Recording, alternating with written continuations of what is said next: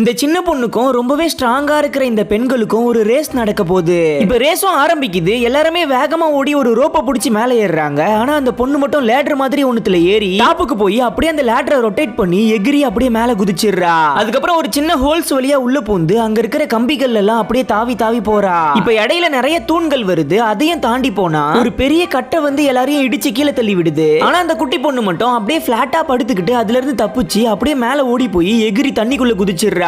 குதிச்சு பயங்கர வேகமா நீந்தி கரைக்கு போய் அங்க இருக்கிற ஒரு குதிரை மேல ஏறி போக ஆரம்பிச்சிடுறா. மத்த பெண்கள்லாம் அவளுக்கு பின்னால தான் வராங்க. இவ போகும்போதே அப்படியே கீழே இருக்கிற வில்ல எடுத்து அவளுக்கு கொடுக்கப்பட்ட டார்கெட் எல்லாம் அடிச்சுக்கிட்டே போறா. அப்ப இடையில ஒரு மரத்துல முட்டி இவ மட்டும் கீழே விழுந்துடுறா. அவளுடைய குதிரை ஓடி போயிடுது. இப்ப பின்னால வந்தவங்க வேற இவளை தாண்டி போயிடுறாங்க. உடனே இவ அங்க இருக்கிற ஒரு மலை மேல ஏறி அப்படியே சறுக்கிக்கிட்டே இன்னொரு பக்கம் வந்து அப்படியே எகிரி அந்த குதிரை மேல உட்காந்துக்கிட்டு வேகமா வந்து பினிஷ் லைனையும் கிராஸ் பண்ணிடுறா. ஆனா இவ குறுக்க வந்து சீட்டிங் பண்ணிட்டான்னு சொல்லிட்டு இவளை கேம்ல இருந்து வெளியேற்றிடுறாங்க.